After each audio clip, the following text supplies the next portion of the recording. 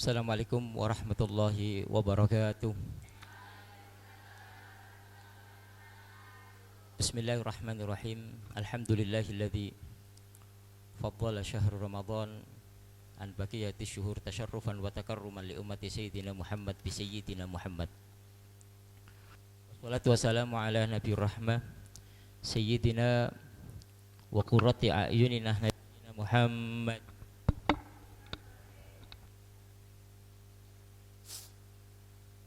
Al-Fatih lima ughliq wal khatim lima sabaq nasirul haqqi bil haqq wal hadi ila siratikal mustaqim wa ala alihi wa sahbihi wa tabi'in lahum bi ihsanin ila yaumiddin. Amma ba'd.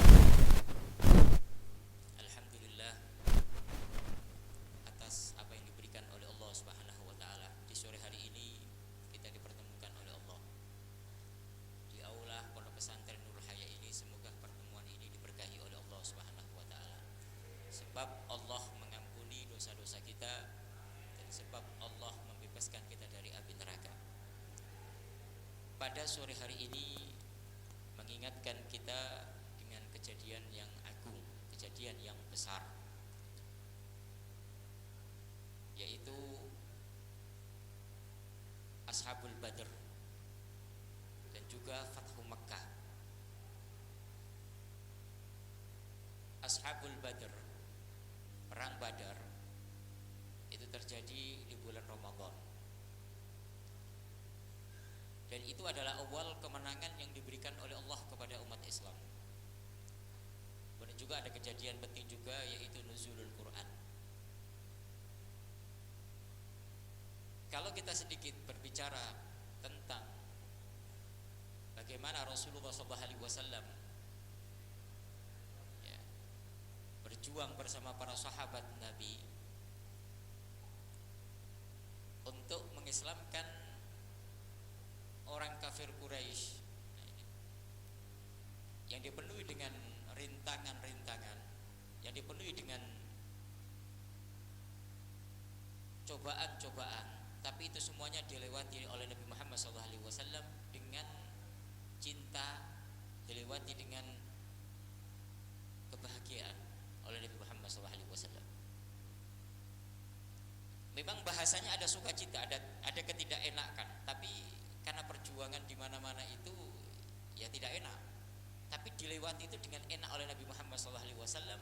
Kenapa? Karena ada tujuan mulia, yaitu mendapatkan kebahagiaan di akhirat, kebahagiaan yang kekal. Perang Badar itu terjadi di bulan Ramadan pada hari Jumat, yang mana sebelum perang Badar itu orang-orang kafir Quraisy, setelah hijratun Nabi Muhammad SAW dari Mekah ke Madinah, mereka selalu menindas umat Islam. Coba bayangkan, para sahabat Nabi hijrah dari Mekah ke Madinah itu meninggalkan semua harta benda yang dimiliki, rumah, ladang, kebun, harta benda, semuanya ditinggal oleh para sahabat Nabi. Demi untuk apa? Untuk duduk bersama Nabi Muhammad SAW, berjuang bersama Nabi Muhammad. Dan ini sesuatu yang tidak masuk akal kalau kita pikir sekarang. Karena ada orang meninggalkan harta benda semuanya demi untuk apa? Demi untuk membela agama ini, demi untuk duduk bersama Nabi Muhammad SAW. Sesuatu yang tidak masuk akal. Tapi itulah yang terjadi pada para sahabat Nabi Muhammad SAW, karena di hati para sahabat Nabi tidak ada kecintaan kepada dunia, yang ada adalah cinta kepada Allah dan cinta kepada Rasulullah SAW. Maka setelah hijrahnya beberapa sahabat Nabi ke Madinah, diteruskan dengan hijrahnya Rasulullah SAW. Nah ini, mereka selalu menindas orang kafir Quraisy.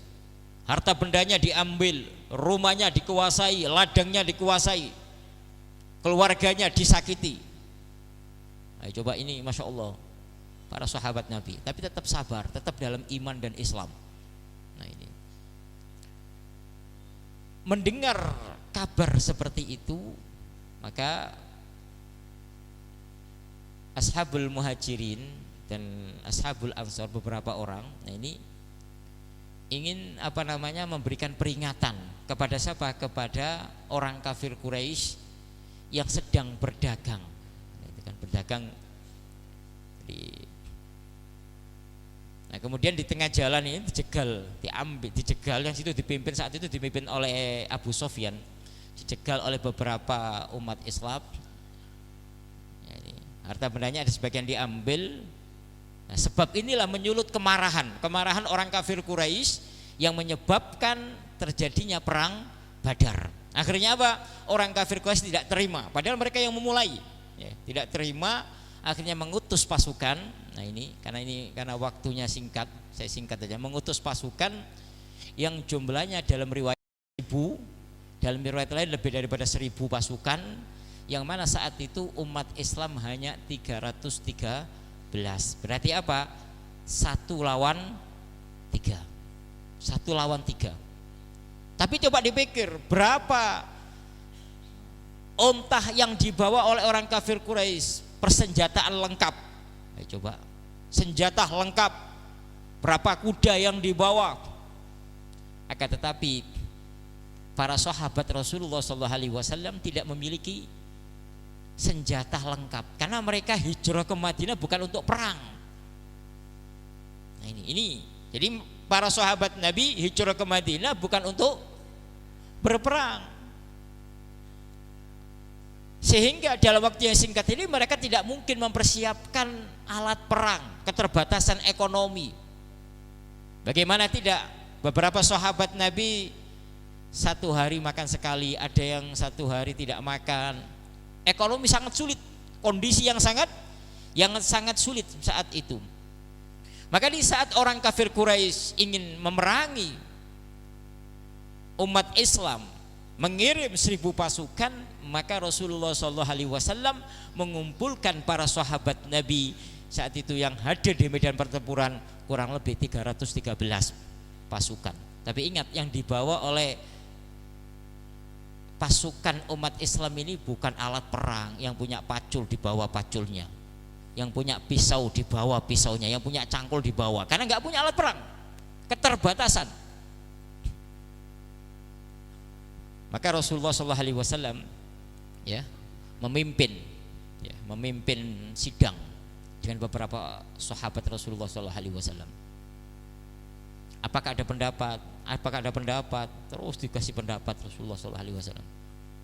Tapi tetap terus Rasulullah mengucapkan, hal ahad minkum, ada yang punya pendapat, tolong sampaikan terus.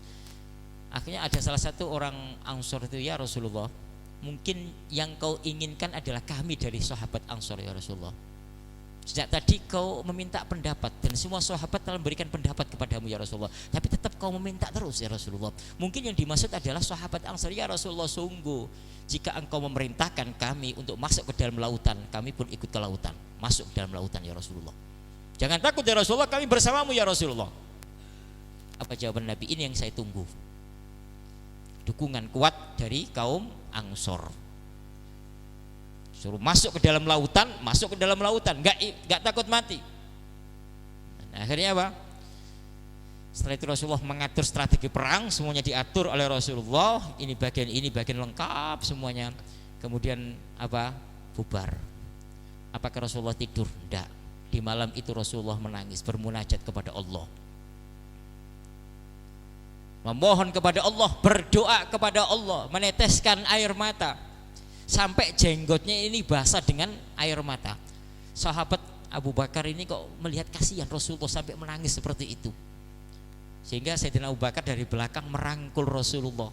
Ya Rasulullah, yakfik ya Rasulullah, cukup ya Rasulullah, sungguh Allah akan mengabulkan doamu ya Rasulullah, Allah akan berikan kemenangan ya Rasulullah. Dirangkul dari belakang oleh Sayyidina Abu Bakar radhiyallahu anhu. Nah, ini artinya apa? Tidak sekedar ya hubungan dohir saja mengatur strategi perang, tapi Rasulullah dalam hal ini apa? Banyak bermunajat kepada Allah. Karena secara dohir 1 lawan 3 itu tidak mungkin, pasti kalah secara dohir. Alat perang lengkap,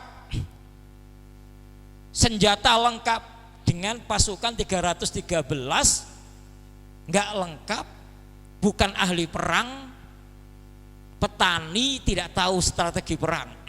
Makanya Rasulullah banyak bermunajat kepada Allah, memohon kepada Allah. Sahabat lain pun sama, bermunajat kepada Allah, memohon kepada Allah. Jadi bukan mengandalkan zahir. Nah ini akhirnya apa? Di pagi harinya terjadi makanya ini kan karena puasa. Coba bayangkan sekarang sakit sedikit aja sudah gak mau puasa. Ini di medan pertempuran, sahabat Nabi gak ada yang membatalkan puasa. Gak masuk akal ini dalam kondisi puasa. Nah ini di saat terjadi perang dengan alat sekadarnya, ada beberapa sahabat Nabi itu ngantuk megang pedang, sambil ngantuk megang pedang. Saya ingat malamnya itu malamnya itu sholat tahajud, minta kepada Allah. Jadi sambil megang pedang, sambil ngantuk-ngantuk gini. Tapi kok Allah memberikan kemenangan.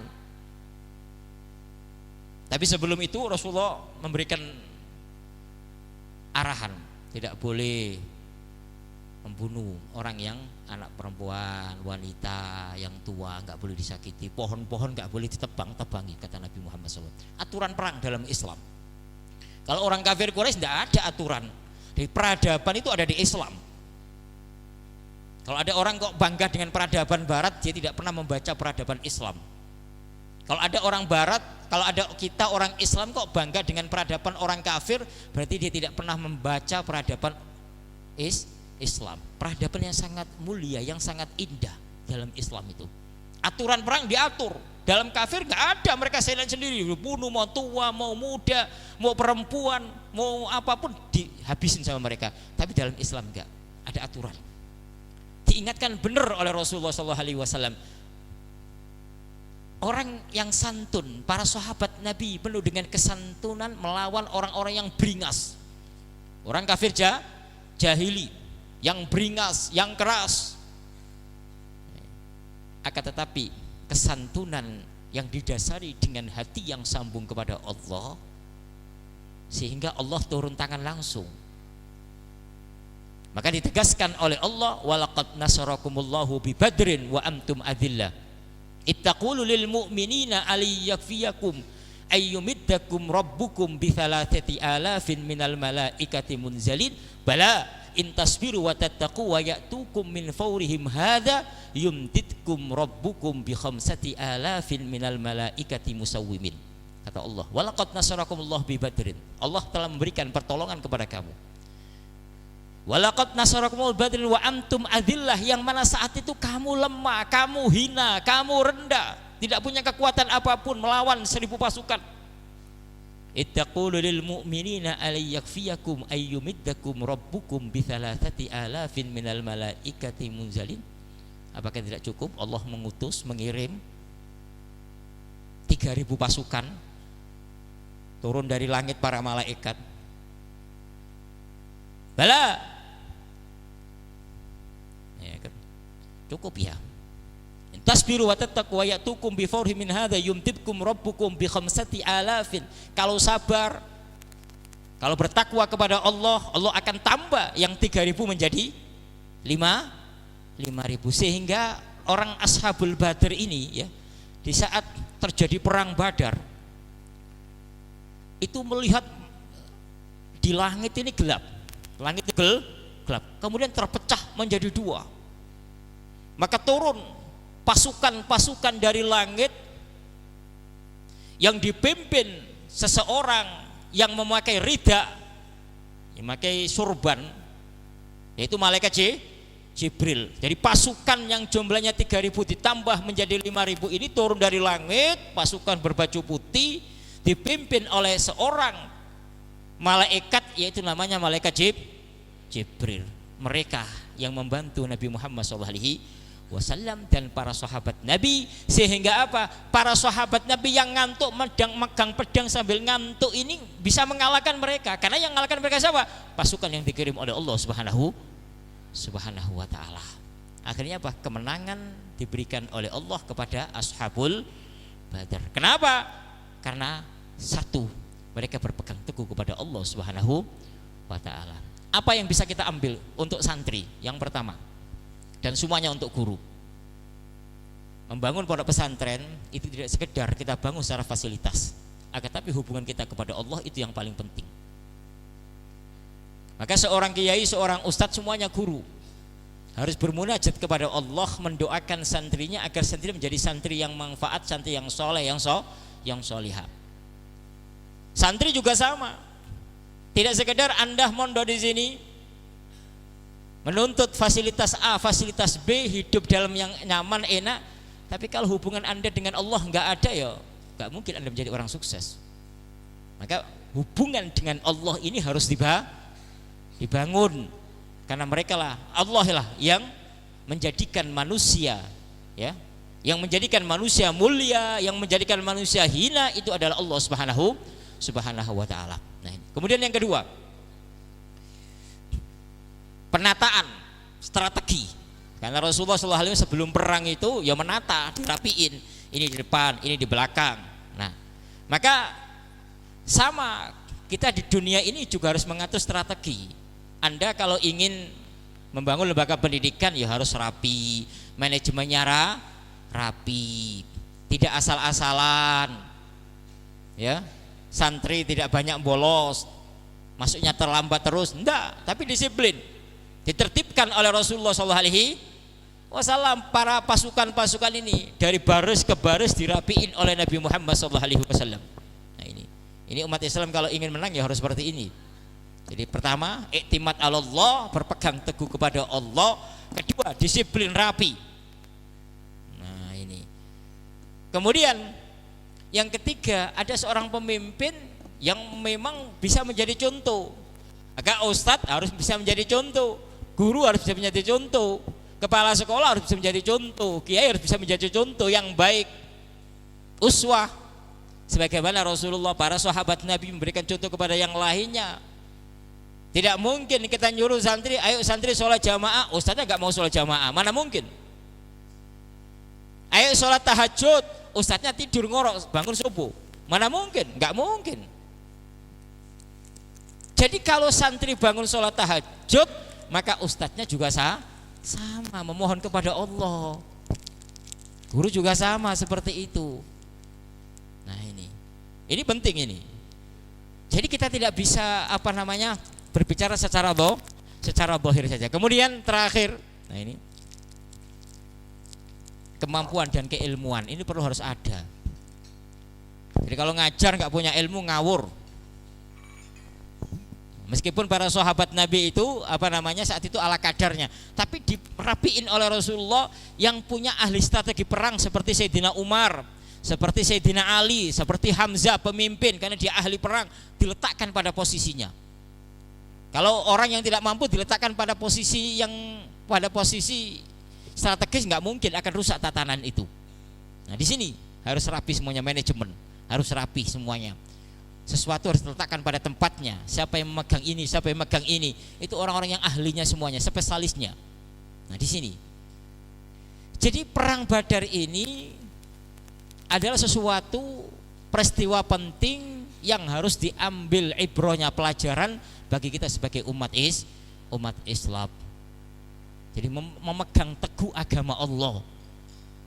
Nah penting, ini penting. Kamu dalam kehidupan apapun, dalam terpuruk apapun, jangan sampai lupa dengan agama Allah.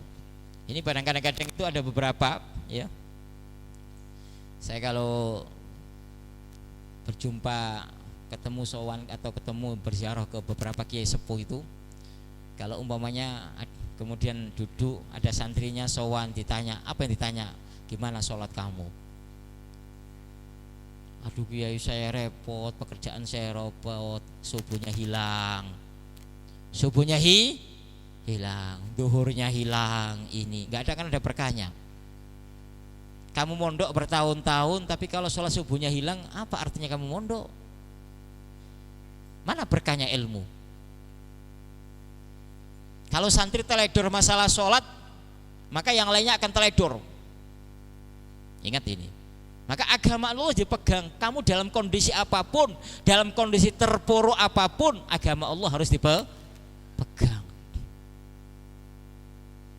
Makanya kalau para kiai-kiai kita, Kiai Abdullah Fakih Langitan, Kiai Mas Buhin Fakih, memberi nasihat apa?